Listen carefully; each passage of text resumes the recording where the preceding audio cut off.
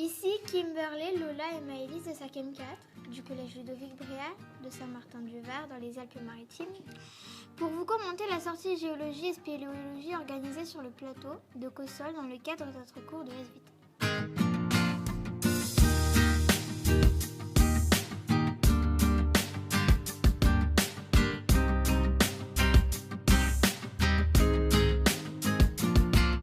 Situé dans l'arrière-pays niçois, à 1100 mètres d'altitude, le plateau de Cossol est une cuvette de plus de 2700 hectares, ceinturée de montagnes rocheuses et petites forêts côtoient les vastes plaines.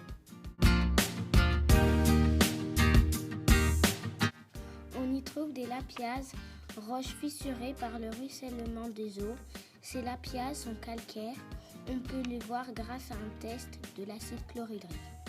Il se produit une effervescence au contact de la roche, preuve que la roche est de nature calcaire.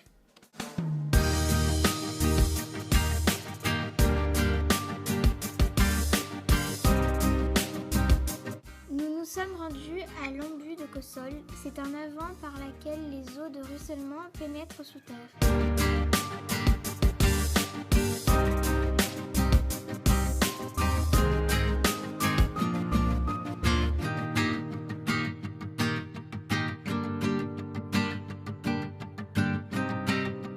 Sur ces images trouvées sur internet, nous voyons tout le plateau de Cossol inondé par les précipitations.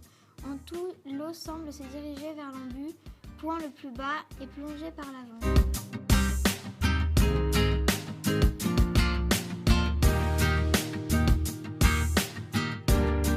Mais en septembre par temps sec, l'embu est accessible et l'on peut explorer certaines galeries facilement et sans équipement.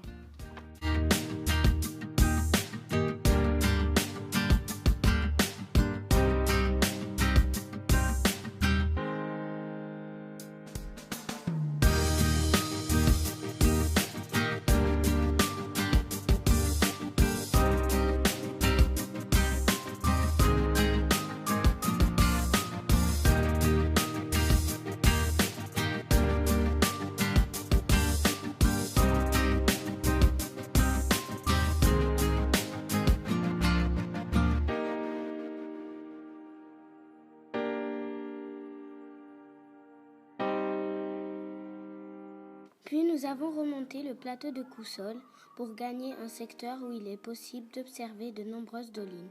Les dolines ressemblent à des petits cratères de roches argileuses permettant de retenir l'eau et offrent donc une végétation plus abondante que les sols calcaires situés autour de nous.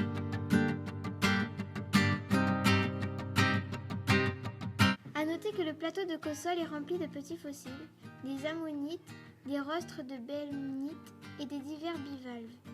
Signe que ce secteur se trouvait autrefois recouvert par la mer avant la formation des Alpes.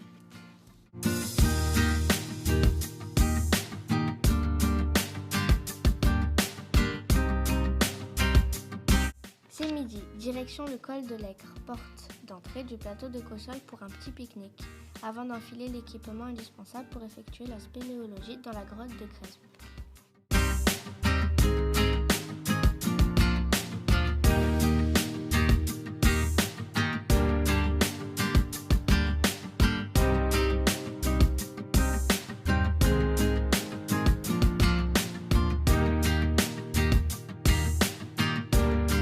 L'entrée de la grotte est un avant de plus de 10 mètres de profondeur. Le parcours commence donc par une descente en rappel, puis nous arrivons dans un labyrinthe de galeries creusées par l'eau que nous fait découvrir Pascal, notre guide. Désolé pour la mauvaise qualité des images souterraines, mais il est difficile de descendre du matériel vidéo dans cet espace boueux et étroit. Nous avons fait juste quelques prises de vue avec un téléphone.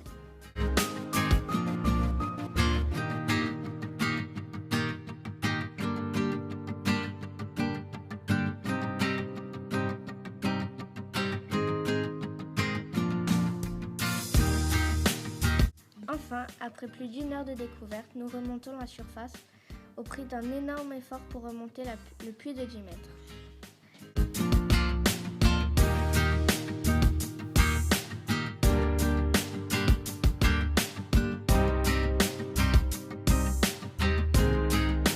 C'est la fin d'une journée riche en découvertes.